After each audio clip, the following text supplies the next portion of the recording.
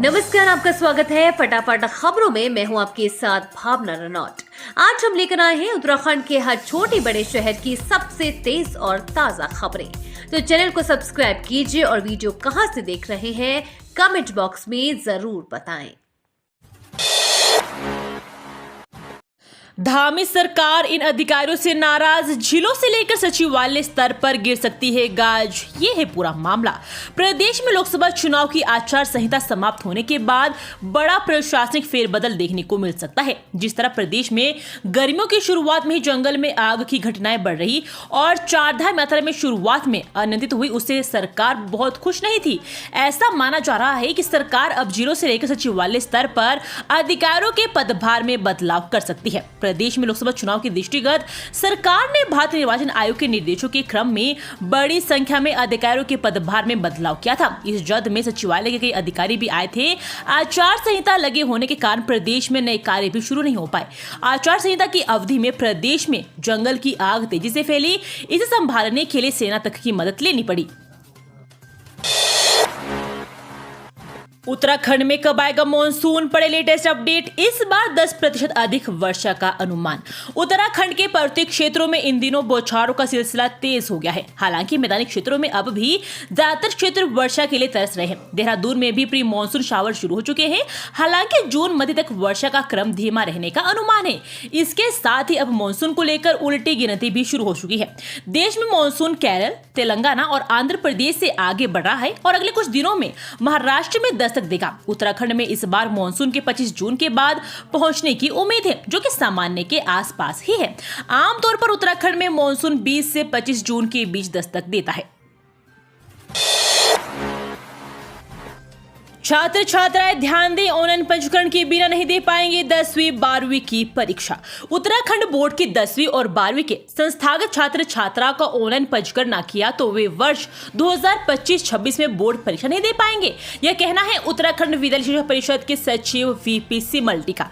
उन्होंने पंजीकरण को लेकर सभी CEO को निर्देश जारी किया है। परिषद के सचिव की ओर से जारी निर्देशों में कहा गया कि वर्ष 2023-24 में कक्षा 9वीं और 11वीं के छात्र छात्राओं का विभाग के पोर्टल पर ऑनलाइन पंजीकरण किया गया था, जिसमें कुछ स्थानों पर छात्र छात्राओं के नाम, माता पिता का नाम, जन्म तिथि, विषय, जाति, माध्यम, दिव्यांगता आदि की जानकारी गलत दिखाई दे रही है।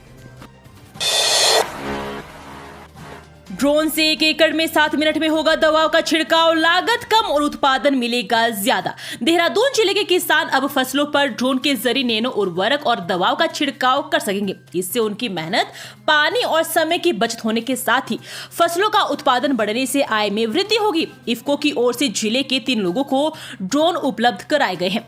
केंद्र सरकार कृषि में ड्रोन के इस्तेमाल पर जोर दे रही है। विभागीय अधिकारियों ने बताया कि बीते दिनों सरकार ने नमो ड्रोन दीदी योजना शुरू करने का ऐलान किया था। नमो ड्रोन दीदी योजना के तहत जिले से 1 महिला और 2 पुरुष का चयन किया गया था। किसान ड्रोन के माध्यम से अपने खेतों में कीटनाशक, नैनो यूरिया और DAP आदि का छिड़काव करा सकते हैं। बैंकों को झटका, केंद्र पोषित योजनाओं का पैसा अब नहीं हो सकेगा जमा।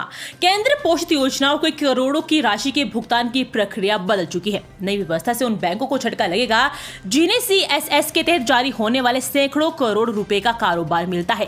केंद्र सरकार ने SNA स्पर्श मॉडल पर काम करने के लिए राज्य सरकार को दिशा निर्देश जारी किए हैं। सचिव वित्त दिलीप जावलकर ने इसकी पुष्टि की है। केंद्र ने अपनी योजनाओं के तहत जारी होने वाली धनराशि के दुरुपयोग को रोकने के लिए ये योजना लागू की है। SNA स्पर्श मॉडल के तहत अब राज्य सरकार को स्वीकृत केंद्र घोषित योजनाओं की धनराशि सीधे प्राप्त नहीं होगी। आंगन में सो रही महिला की गला दबाकर हत्या, बेटे की वर्कशॉप पर ही काम करता था आरोपी।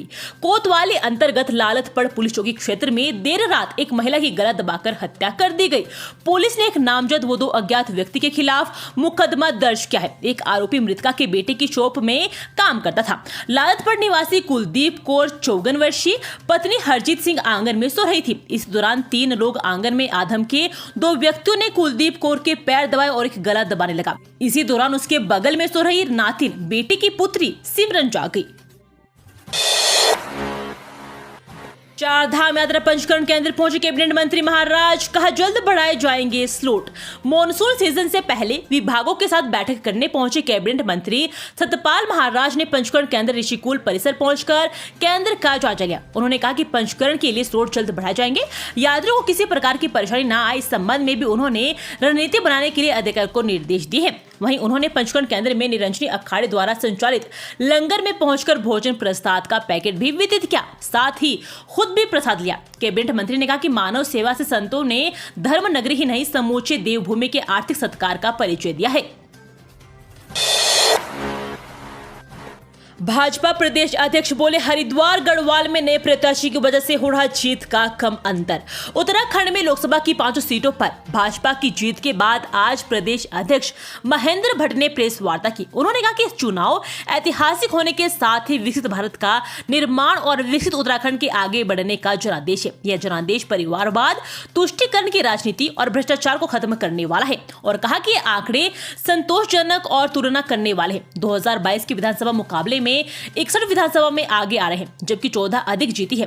टिहरी सांसद चौथी बार लगातार जीती है। अल्मोड़ा सांसद अजय टम्टा तीसरी बार लगातार जीते हैं। नैनीताल सांसद अजय भट्ट भी दूसरी बार लगातार जीते हैं। हरिद्वार और गढ़वाल में नए प्रत्याशी की वजह से जीत का अंतर कम रहा है। आगे के हिस्से के उड़ गए पर खच्चे हाईवे पर ट्रैक्टर और हल्द्वानी डिपो की बस में भयंकर टक्कर, परिचालक की मौत। रोडवेज के हल्द्वानी डिपो की बस उत्तर प्रदेश के बिलासपुर में लकड़ी से भरी ट्रैक्टर ट्रॉली से टकरा गई। हादसा इतना जबरदस्त था कि बस में आगे के हिस्से के परखच्चे उड़ गए, परिचालक की मौत हो गई, वहीं चालक समेत 13 लोग घायल हो गए। सभी को पुलिस व स्थानीय लोगों की मदद से नजदीकी अस्पताल ले जाया गया था। इस सूचना पर हल्द्वानी से रोडवेज के अधिकारी भी मौके पर पहुंच गए थे। रोडवेज की एक बस हरिद्वानी से नैनीताल और नैनीताल से वाया हल्द्वानी होकर दिल्ली मार्ग पर संचालित की जाती है। मंगलवार रात 9 बजे बस हल्द्वानी बस स्टेशन से दिल्ली के लिए रवाना हुई थी। 24 यात्री इसमें सवार थे। रात 10:30 बजे करीब बिलासपुर में चड्डा पेपर मिल के पास ट्रैक्टर ट्रॉली में बस भिड़ गई। अजब गजब, पहले दोस्ती फिर प्यार, शादी की जिद पर अड़ी 2 नाबालिग लड़कियां, पुलिस तक पहुंचा मामला। हरिद्वार के ज्वालापुर कोतवाली में सब उस वक्त हैरान रह गए जब 2 नाबालिग लड़कियां आपस में शादी करने को लेकर पहुंची और जिद पर अड़ गई। दोनों ने पुलिस से शादी की अनुमति देने की मांग की। पुलिस ने दोनों के परिजनों से संपर्क कर कोतवाली बुलाया और समझाकर परिजनों के सुपुर्द कर दिया। ज्वालापुर के एक मोहल्ले में रहने वाली किशोरी कुछ समय पहले परिवार के साथ पीरान कलियार गई थी, जहां उसकी मुलाकात सहारनपुर की एक लड़की से हुई। दोनों नाबालिग लड़कियों के बीच गहरी दोस्ती हो गई। फोन पर मैसेज व कॉल के जरिए बात होने लगी। सहारनपुर की किशोरी बृहस्पतिवार को शहर पहुंची और अपने दोस्त के साथ ज्वालापुर कोतवाली पहुंच गई।